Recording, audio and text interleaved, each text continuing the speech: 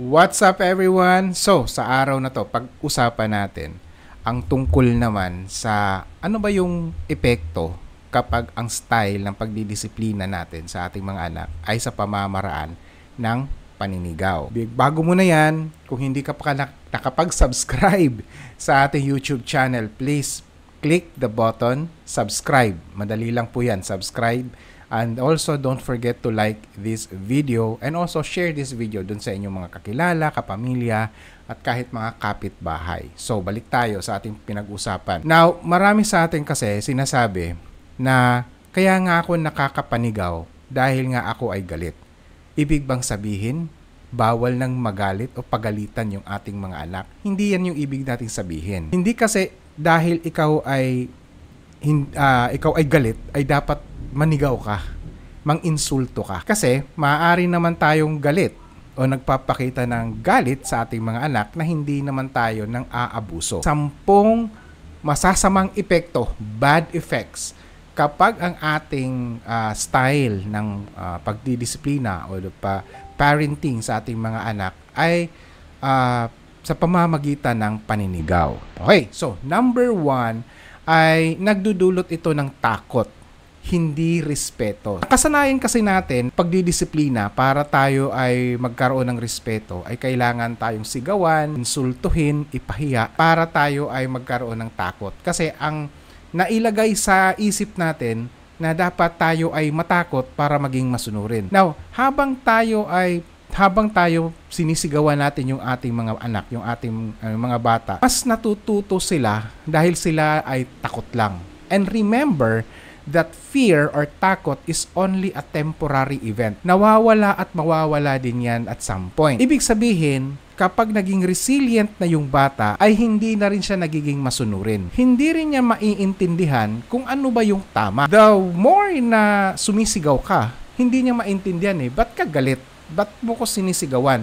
Bakit hindi mo na lang ituro kung ano yung tama at saka yung mali? Mas naiintindihan pa nung bata at mas maitatama niya kung ano yung kanya mga pagkakamali. Ang pangalawang negative effect ng paninigaw na style ng pagdidisiplina ay binababa ang tiwala sa sarili ng bata o kanyang self-esteem. Ang paulit-ulit na paggamit o pagbanggit ng negatibong mga pananalita, kagaya ng napakabobo mo or bobo ka, wala kang kwenta, unti-unti nating binababa ang kanyang self-esteem. Malabo or imposible din kasi na hindi natin nagagamit yung mga negative na mga salita na kagaya ng mga binanggit ko kapag tayo ay sumisigaw sa kanya. Marami kasi sa mga magulang, na katulad ko na naniniwala na kapag iniinsulto mo yung bata, ay mas magkakaroon siya o sa mentalidad niya ay magpupursiging magbago. In which, hindi naman talaga totoo yun. Mas lalo mo lang pinapababa, lalo na yung kanyang self-confidence.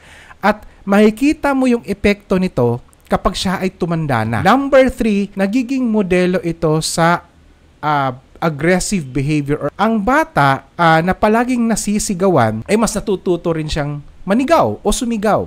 Natututo rin siyang manakit, manginsulto, or mambastos ng ibang bata o ibang tao. Dahil nga, nakikita nga niya na akala niya at ang pagkakaintindi niya ay normal lang ito na gawain o normal lang ito na pamamaraan. Kung kaya, marami sa mga batang ganito pinapalaki ay kung hindi man mababa ang self-confidence or mababa ang tiwala sa sarili, mas sila'y nagiging bully.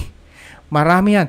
Halos lahat, guys, ng mga bully sa school nagiging bully dahil dun sa pamamahay pa lang ang style ng pamamaraan ng parenting sa kanila or disiplina sa kanila ay sa pamamaraan ng violence o violente sa kagaya nga ng paninigaw or pag-iinsulto.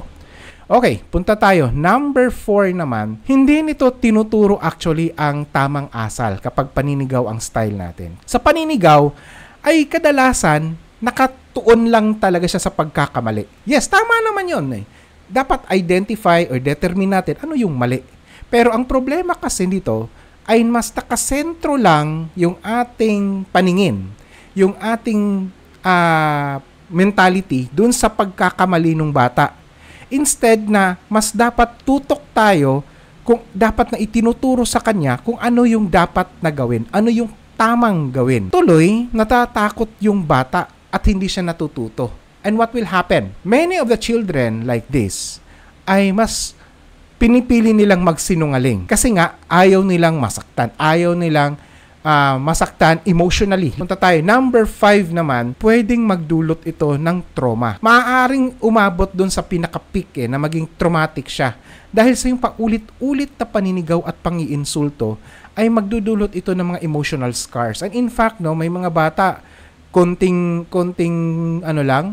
lang sigaw. Minsan yung mga bata, may mga bata nagsishiver. May mga bata mayroong mga aftermath effects na pinapakita sila dahil nga sa kanilang trauma na naranasan, dahil nga sa pangiinsulto, paninigaw. Ang problema kasi natin, lalo na sa mga magulang na nasa mas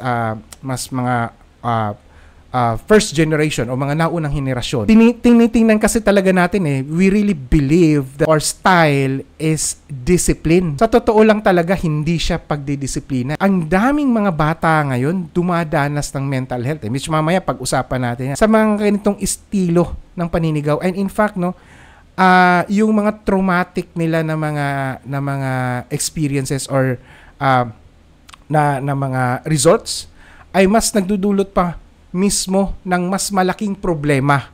Mas malaking problemang behavior doon sa bata. Number 6, mas sinasaktan mo ang relasyon mo doon sa anak mo. Mas hindi siya nagbi-build ng relationship. Ang akala, lalo na mga tatay, marami akong nakakausap na mga tatay na katulad nito. Ang buong akala nila, the more you insult your kid, sinisigawan sila, sinasabihan ng mga negatibong mga pananalita. Ang akala ng mga tatay, that's a macho. Macho siya. At yon ay pamamaraan para magkaroon sila ng bonding. Sa totoo lang, hindi Kasi nga, dahil sa palaging pinapagalitan, mas laging pinapahiya yung bata, lalo na in public, mas unti-unti actually lumalayo at nawawalan siya ng tiwala sa kanyang mga magulang. And because of that, napuputol tuloy yung connection. Ang akala lang natin, masaya naman kami. Palagi naman kaming nakabanding palagi, nakabakasyon. Maybe because for compliance only. Now, what will happen if this will, pag nawala yung connection mo dun sa anak mo? Mawawala yung intimate relationship. Ngayon, dahil mawawalan siya ng tiwala, saan siya ngayon magtitiwala? Kapag meron siyang mga pinagdadaanan, pag meron siyang mga sensitibong tanong, halimbawa, tanong patungkol sa pakikipagtalik, romantic relationships, pregnancy, for example, or the use of prohibited drugs, saan siya ngayon pupunta at magtatanong? Doon sa mga tao, mga barkada o mga tropa niya. Na kung saan naman, halos pa naman kadalasan, pare-pareho sila ng experience. Kung kaya, mas nagiging vulnerable sila sa mga sexual aggressive behavior. Kasi yun yung pinakamadaling paraan to relieve their stress. Number 7, nakakabuo katuloy ng cycle of shame or guilt. Ang insulto ay nagpaparamdam sa bata na siya ay masamang tao. Dahil sa paulit-ulit mo siyang sasabihin at babanggitin, dahil nga nakasentro ka lang doon sa kanyang kamalian, instead of focusing on teaching the child on what is right, ay mas nagkakaroon tuloy siya ng shame. Tawagin natin siyang toxic shame. Yung guilt niya, iniisip na niya, bobo pala ako, bobo na talaga ako. So, wala na siyang ganong motivation para i-improve niya yung kanyang sarili. Number 8 naman, mas mahirap na magturo habang ikaw ay emotional. Kapag tayo kasi, sobrang galit natin, galit na galit talaga tayo sa ating mga anak, mas madalas, hindi natin naililinaw, na ibibigay na malinaw yung mensahe natin sa ating mga anak. Ang bata, at that point, kapag tayo ay naninigaw sa kanya, ay mas nakafocus siya dun sa tono ng ating boses. Mas nakafocus siya dun sa expression na nakikita niya dun sa mukha mo. Hindi niya tuloy naiintindihan ano ba yung aral na dapat niyang matutunan para siya ay matuto at para siya ay magbago. Number 9 effect. Nagiging normal tuloy yung tinatawag nating verbal abuse. Ang akala ng bata, normal pala ang paninigaw at insulto. So, ngayon, gagayahin din niya ito. And remember that we parents are their model. And also remember that values are not taught, they are caught. Kung ano yung pinapakita natin sa ating mga anak, ganun din ang kanilang gagawin. Gagayahin din nila kahit anumang pangaral ang sasabihin mo. Dahil yun yung actions mo na ipinapakita sa kanila, gagayahin din nila. Gagawin din nila ito sa kanilang mga kaklase, sa kanilang kapatid, o kaya naman sa ibang tao. Kapag ang mga anak natin ay nasanay sa paninigaw, pang-iinsulto na nangyayari sa loob ng tahanan, paglabas niyan, pagpunta ng eskwelahan, doon madalas sila ay nagiging bully. Pang-sampo, the last effect ay mayroon siyang long-term mental health effects. So, marami ng mga pag-aaral na ginawa nito. Na-prove na po ito ng mga scientificong pag-aaral na ang mga bata na lumalaki sa environment na puro sigawan, insultuhan ang mga ginagawa, ay may mataas siya na risk na nagkakaroon ng anxiety, depression, at mga behavioral issues pagtanda. Sa pagtanda niya, palagi siyang may pangamba. Palagi siyang may takot kahit wala namang dapat kinakatakutan. Kasi nga, di ba, wala kang self-confidence eh. Bumababa nga yung self-esteem eh. Di ba? And of course, depression. Konting problema lang, ayun na, may mga suicidal actions na siya. Now, behavioral issues. Hindi, madalas nito madalas nakakaroon siya ng mga conflict sa kanyang mga kasama sa opisina, hindi siya nagugustuhan sa kanyang mga katrabaho. At kung sakali man, naging successful at some point, kasi yung iba mayabang eh. Ako, ganun nga ako ng nanay ko noon, May, may katapat pa nga paghambalos. Ako naman ngayon ay isang manager. President naman ako sa aking kumpanya. Manager ako sa bangko. Ang tanong ngayon, gusto ka ba ng mga subordinates mo? Gusto ka ba ng mga tao sa paligid mo? O baka naman, pa-ismay lang ang mga yan dahil gusto lang magpasip-sip sa'yo. Hindi necessarily that they're really building a positive relationship sa iyo. Katanungan, ano palang dapat na gagawin? Ano bang alternatibo? Dapat nating gamitin kapag tayo ay nagdidisiplina sa ating mga anak, ay hindi dapat violence, hindi dapat paninigaw.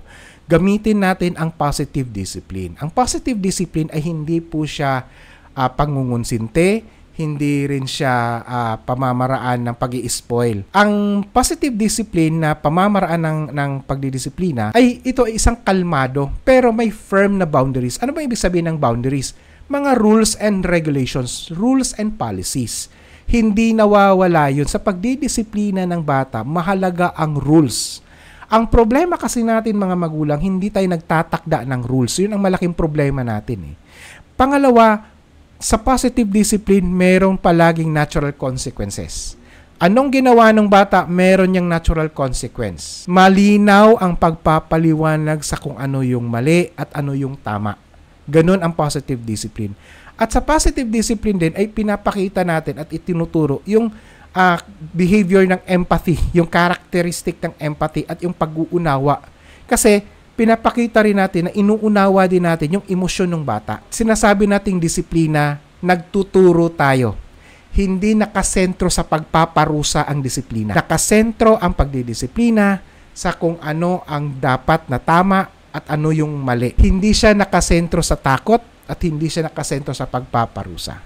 So kung ikaw ay nagustuhan mo ang content natin ngayon, please like and share this video. And huwag po tayong kalimutan na mag-subscribe sa ating YouTube channel. At kung ikaw ay may reaction or opinion, please type in the comment section.